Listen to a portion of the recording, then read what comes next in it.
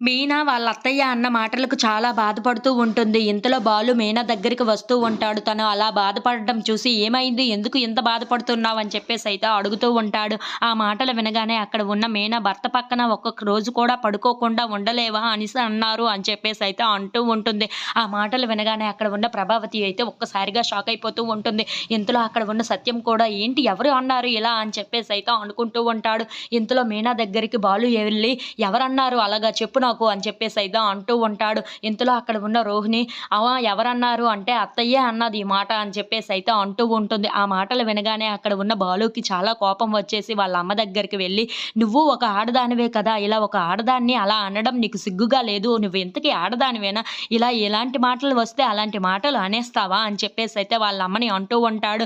ఇంతలో అక్కడ ఉన్న వాళ్ళ నాన్నని చూసి "చూసావా నాన్న నీ భార్య నా భార్యను ఎలా అంటుందో? అలా అనడానికి ఎంత సిగ్గుగా అనిపించలేదు. నీ భార్య ఇలాంటి మాటలు అనడానికి ఎంత సిగ్గుగా ఉంటే గాని ఇలాంటి మాటలు అందు నాన్న" అని చెప్పేసైతే అంటూ ఉంటాడు. ఆ మాటలు వినగానే అక్కడ ఉన్న సత్యమాత "నేను ఒక నిర్ణయానికి వచ్చాను. ఆ నిర్ణయం మీదే కట్టుబడతాను" అని చెప్పేసైతే అంటూ ఉంటాడు. ఆ మాటలు వినగానే అక్కడ ఉన్న ప్రభావతి అయితే ఒక్కసారిగా షాక్ అయిపోతూ ఉంటుంది. ఏం నిర్ణయం తీసుకుంటారో ఏంటో ఈయన అని చెప్పేసైతే అనుకుంటూ ఉంటుంది. ఇంతలో అక్కడ ఉన్న బాలు మాత్రం "ఏం నిర్ణయం తీసుకుంటారు నాన్న?